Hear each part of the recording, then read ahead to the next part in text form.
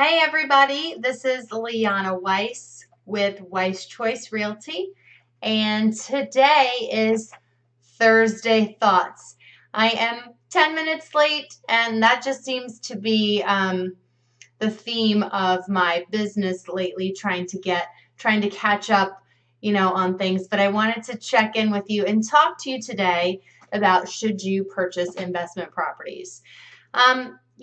There are a lot of advantages to being a homeowner, and lately I have been thinking about more and more about the advantages of being an investment property owner, not just a homeowner. And the past month, I had the pleasure of working with an investor who was purchasing a property to remodel and then rent. And as I spent my time with this client who became a dear friend, my wheels began to spin and turn and think about all the different possibilities of renting and income stream, and would this be something that I would ever be interested in doing? And so with that being said, I want to talk to you about what a return on investment means if you are considering purchasing an investment property anytime in the future. Do you remember playing the game Monopoly as a kid? You would pick up the little cards, you would purchase Boardwalk or Park Place, and then if you got around to it, you could purchase property to put on it, and then if somebody else came around the board, you got to charge them rent. That was really exciting when I was a kid, and back then I didn't quite understand what I was doing, and I wasn't really processing it, but it was really cool to get the money and have the most money at the end. And guess what? That's still really, really cool today as an adult. Isn't it great to get more money at the end for investing a little bit up front?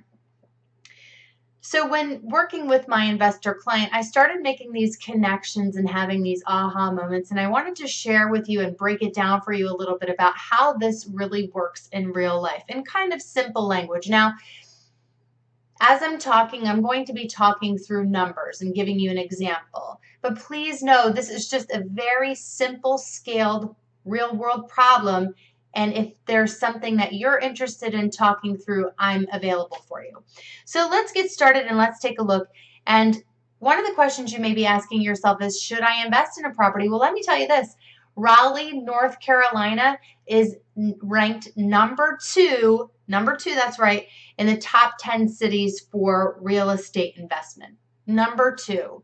So if you have money and you're thinking about where should you put it to make a gain, this could be a good place for you to invest. Okay, I'm going to talk with you about one main benefit of investing in real estate properties, and that is going to be income. So let me focus on income and let me break it down for you today. Let's take, for example, this example that I have over here. Let's say you wanted to purchase a home for $100,000 and you were going to purchase this property with cash. You would have some closing costs that would be in there. That would be about $1,000 because you're paying cash. You don't have to worry about lender fees.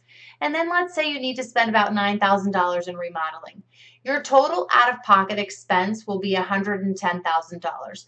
Now here's where the fun comes in. You've spent $110,000 and now it's time to get a renter in there. Let's say the property could rent for around $800 a month. At $800 a month, that would yield you $9,600 over the year. You also need to take into account that you're going to have to pay taxes and insurance over the year on the property. You can't avoid that. So let's say that's around $167 a month or $2,004 a year. So you take your $9,600, you minus your $2,004, and that gives you a total return for the year of $7,596. That's a pretty good return, but what does that mean for return on investment? ROI is something that we talk about in real estate, and you may have heard it in your own business, a return on investment. What you're going to do is you're going to then take your annual return, which was the $7,596. You want to divide it by your initial investment, which was the $110,000. Remember, you spent $100,000 for the property, then $1,000 in closing costs, and then $9,000 to remodel it. So that's $110,000. And when you divide that, you get 0.069, which equals out to be 6.9%. That means that your investment just earned you almost 7% over the year. That's not bad. If you have another place to put money that can earn you 7% over the year, you should do that. But if you don't and you want to see what this is going to look like over time, let's keep going. Well, let's not do that. Let's actually talk about if you don't have $100,000 or $110,000 to invest, but you have a good chunk of money and you also are eligible to take out a loan. Let's use the same example of $100,000, and let's say this time you're going to put down 20%. So you're going to put down 20,000, you're going to finance the 80,000, and this time your closing costs are going to be a little bit higher because you're taking out a loan. There's going to be some lender charges. So on the low end, let's say your closing costs are $2,500. You're still going to remodel at $9,000. So adding up the $20,000, the $2,500, the $9,000, that gives you a total expense out of pocket of $31,950. All right. So that's just to buy the property. So you have your $31,950. Now it's time to rent.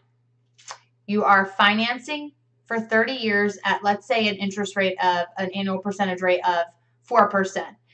Remember, you still have to pay the mortgage, and you have your monthly principal and interest payment. Your interest is the 4%. So let's say that's $381.93 per month. Again, you still have to pay taxes and insurance. That's $167, the same as the last example. Your total would be $548.93. That's what you have to pay per month for your $100,000 property. Well, now's the fun part. You're going to get your renter in there. Your renter is going to pay you $800 less the $548.83 that it's costing you to carry. That gives you a gain of $251.07.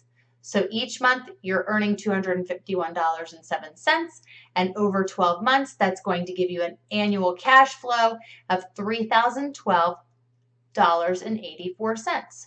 Well, what does that look like when you break it down? What is your percentage of ROI, return on investment?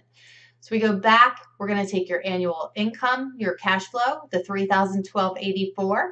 You're going to divide it by your original expense, which was that $31,500, and that gives you an appreciation rate of 9.5%, which is higher than if you were to buy it cash outright. So 9.5% gain, that's really good. And I'm not even getting started on the appreciation rate and what is the property going to do over time in Raleigh, because Raleigh's the #1, city for investment properties. But let's just say that that's growing at 3 to 4% per year. And let's say you hold on to the property for 10 years. You've done an amazing job at investing and you've made a great return. Now, remember I said there are lots of reasons to invest in properties. This is just one of them, one example. And if you want to know more and would like for me to sit down with you and talk to you and break this down for you, I would love to see if this is the right fit for you. Have I confused you yet? Don't worry, I am never too busy to sit down and talk through all of the points with my family and friends and even you. Until next time, guys, this is Thursday Thoughts. If you're thinking about playing Monopoly tonight, keep this example in mind. Have a great day.